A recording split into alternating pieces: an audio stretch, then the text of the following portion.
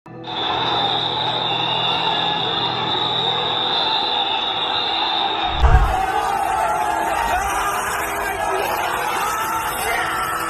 ये जो तस्वीरें देख रहे हैं, ये तस्वीरें पड़ोसी मुल्क बांग्लादेश की है, जहां पर हिंदू अल्पसंख्यकों पर हो रहे अत्याचार के खिलाफ प्रदर्शन कर रहे हैं। बांग्लादेश में जब से तख्ता पलट हुआ है, तब से हिंदुओं पर अत्याचार की खबरें सामने आती रहती हैं, लेकिन इस बार की खबर चौंकाने वाली है, क्योंकि इस बार बांग्लादेश स्थित इस्कॉन मंदिर के प्रमुख चिन्मय कृष्ण दास को गिरफ्तार किया गया है और उन पर देशद्रोह का मामला भी दर्ज किया गया है। जानकारी के अनुसार 31 अक्टूबर को एक मामला दर्ज होता है, जिसके बाद चिन्मय कृष्ण दास को अरेस्ट कर लिया जाता है और फिर मामला अदालत में जाता है। मंगलवार को मामला अदालत में जाने के बाद सुनवाई शुरू होती है, जहां पर चिन्मय कृष्ण दास की जमानत याचिका को खारिज कर दिया जाता है और उन्हें जेल भेजने के आदेश दे दिए जाते हैं। लेकिन इसी बीच मंगलवार को बांग्लादेश से एक और खबर सामने निकल कर आती है।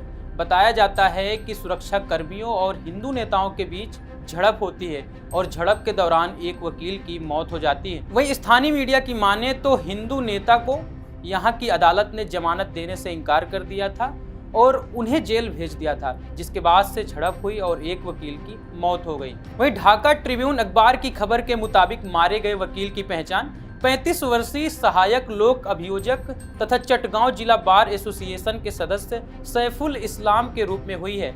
वहीं दास को जमानत देने से इनकार करने के बाद भड़की झड़पों में अन्य 6 लोगों के घायल होने की भी खबर सामने आ रही है।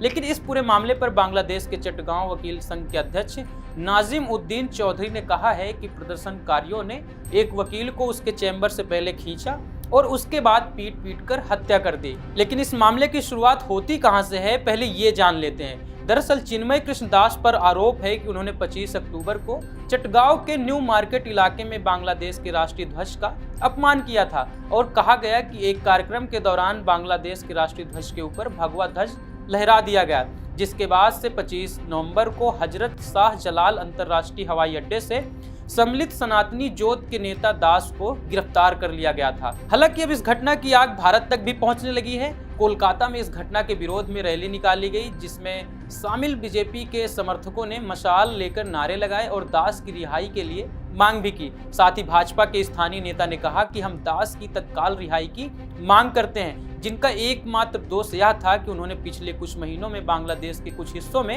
अल्पसंख्यक हिंदुओं पर हो रहे हमलों का विरोध किया था। वहीं अब इस पूरे मामले पर हिंदू बौद्ध क्रिश्चियन एकता परिषद के नेता राणा दास गुप्ता कहते हैं कि जिसे बांग्लादेश का ध्वज बताया जा रहा था, वह बांग्लादेश का ध्वज नहीं था, क्योंकि इस ध्वज पर 4 तिरंगे बने हुए थे, जिसके ऊपर उन्होंने ध्वज फहराया था। बांग्लादेश सरकार किसी न किसी तरीके से अल्पसंख्यकों की आवाज को दबाने के लिए झूठे केस बना रही है। लेकिन अब ये मामला मीडिया के सामने आया है। मीडिया में आने के बाद भारत सरकार ने भी अपनी प्रतिक्रिया दी है। आज यानी कि 27 नवंबर को विदेश राज्य मंत्री पवित्रता मार्गरेटा ने बांग्लादेश के उच्चायुक्त को फोन किया और बात की और गिरफ्तारी के संबंध में बात करते हुए उन्होंने कहा कि गिरफ्तार बांग्लादेशी हिंदू समुदाय के नेता चिन्मय कृष्ण दास की तत्काल रिहाई की जाए। वहीं भारतीय विदेश मंत्रालय के बयान पर तीखी प्रतिक्रिया व्यक्त करते हुए बांग्लादेश के विदेश मंत्री ने ढाका में कहा है कि यह निराधार है और दोनों देशों के बीच मित्रता की भावना के विपरीत है। वहीं एक मीडिया रिपोर्ट के मुताबिक बांग्लादेश में 2013 से अब तक हिंदुओं पर लगभग 4000 से ज्यादा हमले हो चुके हैं, जिसके बाद से हिंदुओं पर हमला भारत के लिए चिंता का एक बड़ा कारण बन गया है। वहीं पिछले कुछ महीनों का आंकड़ा देखें तो बांग्लादेश में लगभग 97 जगहों पर हिंदू समुदाय के लोगों पर हमले हुए। इन हमलों के दौरान इस्कॉन मंदिर और काली मंदिर जैसे जगहों पर भी हमला किया गया, साथ ही हिंदू घरों को भी नुकसान पहुंचाया गया। जानकारी के मुताबिक हमलों में प्रदर्शनकारियों ने हिंदू पार्षद हरधन राय की हत्या कर दी थी। इसके अलावा मशहूर संगीतकार राहुल आनंद के घर में तोड़फोड़ भी की गई थी और पूरे घर को लूट लिया गया था। साथ ही कट्टरपंथियों ने इंदिरा गांधी सांस्कृतिक केंद्र और बंगबंधु स्मारक संग्रहालय को भी जला दिया था। आपने ये पूरा मामला सुना और देखा भी। आपके हिसाब से भारत सरकार को बांग्लादेश के ऊपर क्या एक्शन लेना चाहिए, हमें कमेंट बॉक्स पर जरूर बताएं और तमाम खबरों के लिए इन खबर को सब्सक्राइब कर लें। धन्यवाद।